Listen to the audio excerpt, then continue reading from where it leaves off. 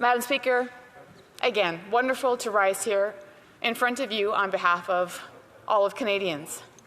I'd also like to congratulate you, Madam Speaker. I'd like to congratulate you, along with a lot of the new faces and the older faces here in this home, in this place. It feels like a second home sometimes. I'd also like to say thank you to those who were not returning to the House of Commons after a hard-fought election for their dedication to their constituents over the past Parliament. The past Parliament was an historic, unprecedented Parliament, and I am extremely glad that I was able to share a lot of that with them. To the topic at hand, Madam Speaker, as I know you're anxiously waiting for me to turn the page. C2 proposes a whole list of changes to various acts of Parliament. And there's a lot to unpack here. According to the government-issued backgrounder, it is a catch-all crime bill, claiming to stem the flow of fentanyl, cracking down on immigration fraud, and fighting organized crime, among other things. The first immediate red flag that comes up is that this is already asking our underfunded and understaffed scrutiny organizations, security organizations, to do more with meager resources than they already have. In my previous role, I learned a lot about defense and military concepts, and a parallel can actually be drawn between what we are seeing proposed and an unfortunate constant in our armed forces, an ever-increasing commitment capability gap. We do not have the resources to do the things we need to do. In the Canadian Armed Forces, that manifests itself in a lack of manpower, kit, weapon systems, supports, housing, and pay. We may very well need our police organizations to have the authority to do more, but that is completely irrelevant if they are not given the tools to do their current job and what we are asking them to do in addition. Madam Speaker, the bill as it stands only increases that gap, which in turn results in more inefficient capabilities across the board. As organizations take resources from already struggling sectors to plug into the newly created areas of operation. It may seem as though I'm getting technical here, but we really need to dig into this. There are a few parts in the proposed legislation where this is a concern, but there is one in particular that I would like to touch on today, as I have a somewhat familiarity with it through my previous work. I would also like to acknowledge, when I was younger, I had a speech impediment. And I've come a long way. I was actually learning sign language when I was younger with, thank you. So I was learning sign when I was younger in anticipation of not knowing how far my speech would develop. And now I am speaking as capable as I can in English. And I'm also, thank you. And I'm also learning French vigorously, and I am pretty comfortable in Spanish as well. So we've come a long way, but for those that have speech impediments or struggle to get up in front of a group, sometimes words from the past or sometimes different syllables might catch you, but you just need to keep going. So for those that struggle at home, keep going. Getting back to the legislation, Madam Speaker, for those listening who may not be particularly familiar with this particular legislation, and out of defense to the government, lest I be accused of misleading Canadians as to the content of this bill, I will reference the government's backgrounder that they produced just to ensure that we're getting the particular piece of legislation as clearly as possible so that people can understand it. Madam Speaker, it reads, expand the Canadian Coast Guard service to include security activities that will strengthen sovereignty and maritime domain awareness, particularly in remote Arctic waters. This will enable the Canadian Coast Guard to conduct security patrols and collect, analyze, and share information and security and intelligence for security purposes. Madam Speaker, How exactly does this government plan to enable the Coast Guard to carry out these increased activities? Where are the additional ships, helicopters, and personnel coming from? The legislation is silent on this.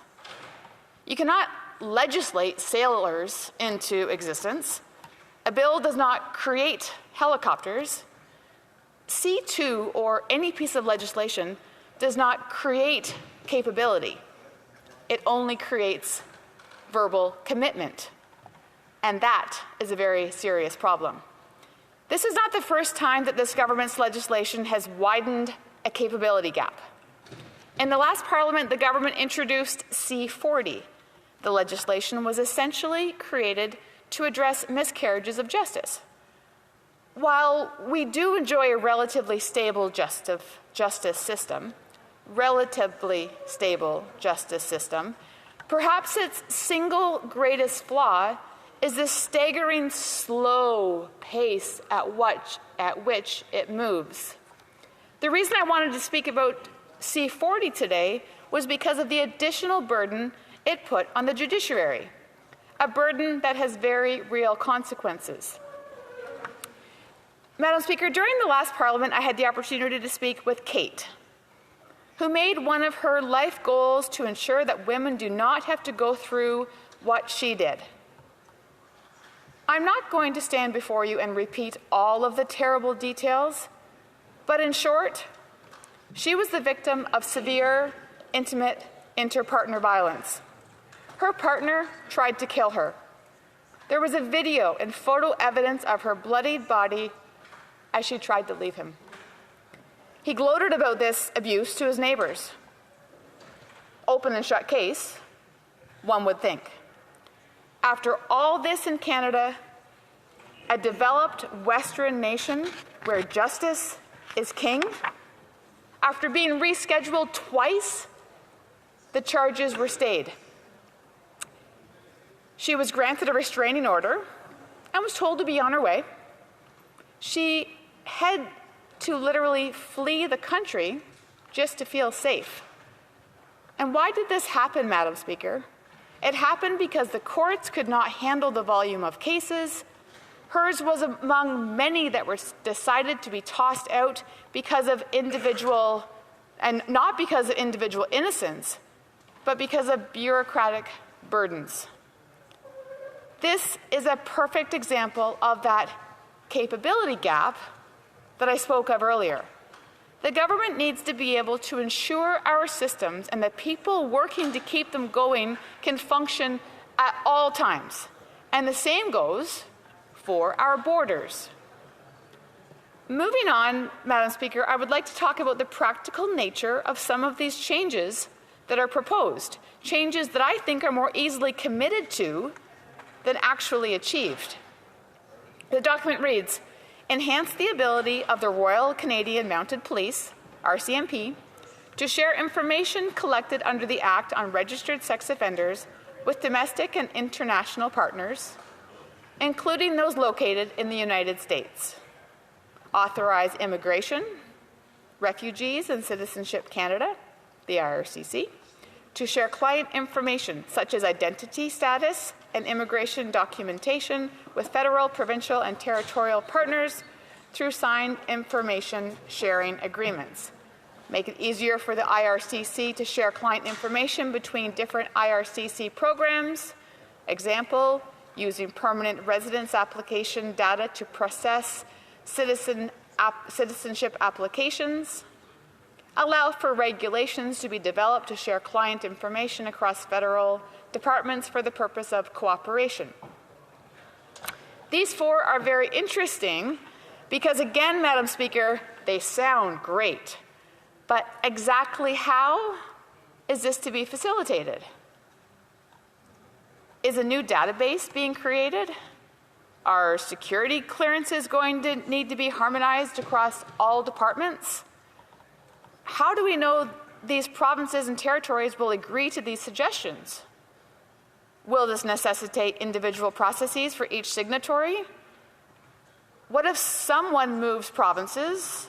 These are all questions that need to be answered and actioned on by an already very slow-moving public service. I only need to point to the Phoenix pay fiasco. Regardless of where blame lay, the government had a very real issue doing something as basic as paying its employees. The procurement system in the Canadian Armed Forces is piecemeal. Passports were taking months to be issued. ATIPs take months, if not years. And these are all existing systems that this government has been actively working on to fix. And we are expecting them to reform IRCC's information sharing system and incorporate all 13 independent provinces and territories? You might as well legislate away the national debt, toothaches, and bad dreams while we're at it. Madam Speaker, the questions keep coming. C2 proposes to ensure that electronic service providers, ESPs, have the capabilities in place to support law enforcement agencies and CSIS in criminal and intelligence investigations by requiring them to fulfill lawfully authorized requests to access or intercept information and communications.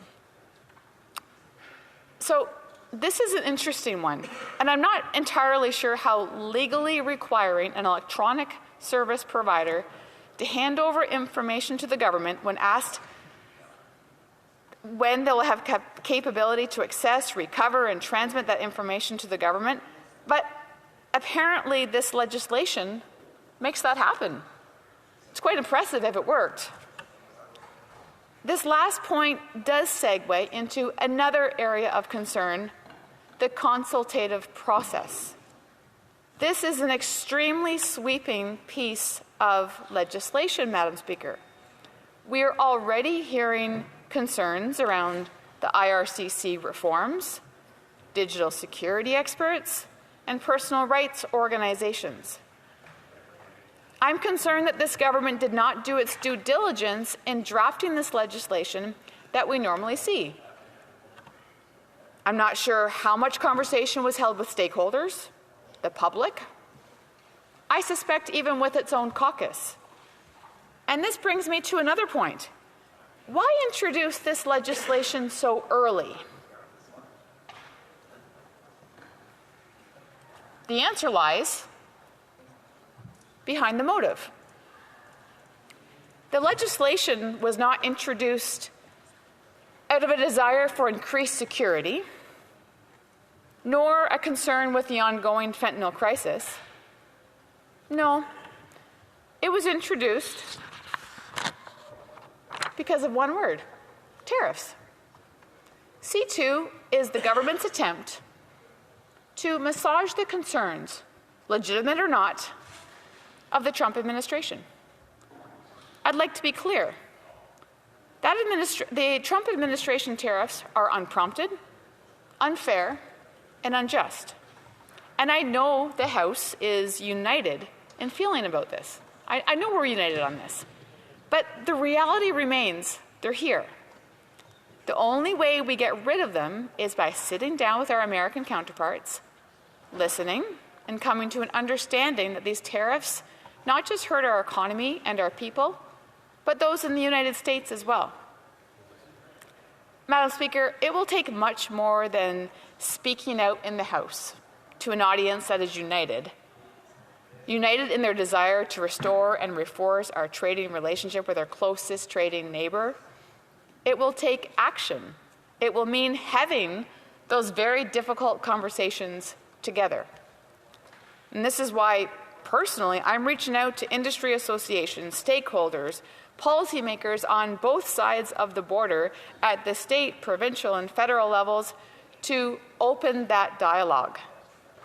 I intend to work collaboratively with both the Canadian and the American governments in an attempt to come to a mutual understanding and get these unjust tariffs on Canada businesses and goods removed.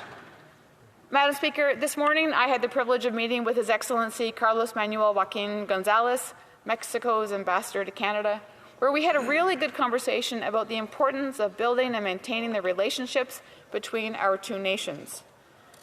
Not just 2 hours ago, I sat down with American officials where we had a very productive meeting. In addition, Madam Speaker, I'm in talks with Canadian embassy officials in Washington to facilitate meetings on the ground in DC, as well as Canadian trade delegates located throughout the U.S. Now, I recognize the Minister of Canada-U.S. Trade has just ended a visit down there, and I would like to thank him and applaud him for his efforts. But as the government likes to say, this requires a team approach. I would certainly like to take the opportunity to invite the federal minister to join me in DC so we can have a real collaborative conversation, government and opposition together, as we tackle these unfair, unjust tariffs with our American counterparts. Madam Speaker, this is not always about liberal and conservative. There are times where it needs to be about Canada and the United States. Canada and Americans, Canadians and Americans.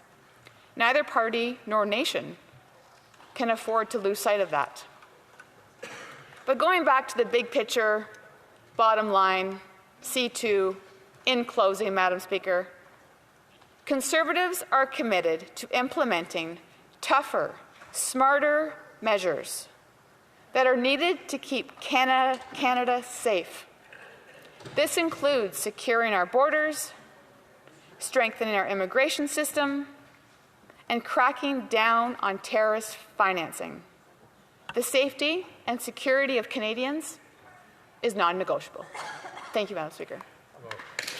Questions and comments. The Honourable Parliamentary Secretary to the Government House Leader. So thank you, Madam Speaker. I know the member, as all of us, went through an election experience in which the issue that she referenced in terms of why it is that we have Bill C2 in front of us today was hotly discussed. So we have a very clear mandate from Canadians in anticipation that as a collective House of Commons that we would actually pass legislation of this nature. Does she have any sense of feeling towards an obligation to actually see the legislation pass before the House rises for the summer? Sent to committee. Yeah, the Honourable Member for Hastings, Lennox and Addington and Tien-Dinac. Thank you, Madam Speaker. Knocking on the doors, talking to a tremendous amount of constituents throughout the campaign was intense, but there are a tremendous amount of concerns of the fear and the concerns in the streets, in our neighbourhoods. It doesn't matter whether you're in rural Ontario or downtown Toronto. What's happening, Madam Speaker, is the numbers are a direct result of Bill C5 and C75. Liberal laws that made it easier for violent offenders to get bail and avoid serious jail time. C2 fails to completely fix the damage of C5 and C75. It moves the needle, but doesn't completely fix it. Questions et commentaires. L'honorable député de Jonquière. The Honourable Member for Jonquière. Thank you, Madam Speaker. I listened closely to my colleague's remarks. The bill contains a bit of ambiguity. The minister will be able to suspend or refuse to assess visa requests or applications. This bill will be studied in committee. My colleague surely knows that immigration is under shared jurisdiction between the federal government and provinces. If people receive a certificate of acceptance from Quebec, there's that aspect. I wonder whether Conservatives in committee will respect Quebec's jurisdiction over immigration and specifically look into this matter. Thank you, Madam Speaker, and thank you to my colleague for his question. Bottom line, hard stop, regardless of what community or what province or what territory you live in Canada, parliamentarians on all sides of this House need to be strong voices, advocates, defenders for our democracy. And we can't tiptoe around the rights of criminals, and we really need to protect our victims. Serious sentences for serious crimes. Victims need consequences. Questions? Comments? The honourable member for Kamloops, Shuswap, Central Rockies. Thank you, Madam Speaker, and I thank the member for her speech and congratulations on coming back here. During your speech, or during the speech, the member mentioned the Canadian Coast Guard is going to be tasked with more border security. We know that that this previous government, Liberal government, dilly-dallied on purchasing and obtaining icebreakers with Arctic capabilities. They've taken years to do that. They couldn't even get armored body armor to staff in Nova Scotia to deal with illegal lobster and elver fisheries out there. It's been reported that they had to recruit enforcement officers all the way from British Columbia, all the way across the country to Nova Scotia to help with enforcement out there. Does the member think that this government would even be close to being capable of enacting some of the things that this bill proposes to do? The honourable member for Hastings, Lennox and Addington, Tyendinaga. Thank you, Madam Speaker, and thank you for the question. I could talk for an hour or so on this particular question, but I won't. Very briefly, let's look back at the last 10 years of this Liberal record. 10 years of devastation, 10 years of inaction, 10 years of non-answers, 10 years of shall I go on. Bottom line, since the Liberals took office, Madam Speaker, 632% increase in U.S. Border Patrol encounters with people illegally attempting to enter the United States from Canada. A direct result of this government's failure to enforce effective border security. So Canadians are at risk, Madam Speaker. Voice for the interpreters. Questions et commentaires, questions and comments. The honourable member for Essex, and then yes. And I want to congratulate, through you, Madam Speaker, to my colleague for an excellent speech. And I really want to thank her for sharing her story of her speech impediment as a child. I really think that shows leadership, and she should be congratulated for it. Through you, Madam Speaker, my question for my colleague is, she mentioned that particularly in the maritime waters, and she was referencing the fact of helicopters and vessels, and of course sailors. I wonder if she would agree with me, though, that although the maritime waters are incredibly important, the same amount of investment needs to go into our Great Lakes waters, obviously our borders. Thank you, Madam Speaker. The honourable member for Hastings, Lennox and Addington, and Tyendinaga. Thank you. Bottom line, Canadians deserve to be safe. Safety is priority number one. Our water access is number one. Many of us are on border communities, border ridings, myself being one of them. Safety is paramount always. Honourable member for Winnipeg North. For a question, Madam Speaker? Yes, thank you, Madam Speaker. At the end of the day, Speaker, the question I had for the member was in regards to the willingness of the member to see the legislation ultimately pass. Does she feel that given the very nature of what's happening in the environment around us, I'm thinking of the President Trump, tariffs, trade, that there is in fact an obligation for us to see this thing at the very least go to committee? The honourable member for Hastings, Lennox and Addington, Tyendinaga. Absolutely. Scrutinizing and rigorously going through legislation is why we're here. As legislators, that's our responsibility to vigorously debate. If we can push the needle forward and find some goodness, that's up for consideration, Madam Speaker. But we always want to, as legislators, do our best to be prudent and go through each piece of legislation with a fine-tooth comb as much as possible where it's permitted. Questions et commentaires, questions and comments. The honourable member for Edmonton. L'honorable député de. The honourable member for Beauharnois, Salaberry, Soulanges, Huntingdon. Thank you very much, Madam Speaker. I listened closely to my colleague's speech. I'd like to hear her thoughts on a topic she did not really cover. I believe we can all agree that the Liberals have handled border issues, flow across the borders. Does she feel it's possible to give more power to border services agents, all while knowing that they are struggling to recruit, retain, and train new agents? It's difficult or maybe even impossible to do so. Yeah, I think as it stands right now, Madam Speaker, is there are very few consequences for criminals. The bail system, there's a revolving door, and Canadians are living with the consequences of soft on crime type policies.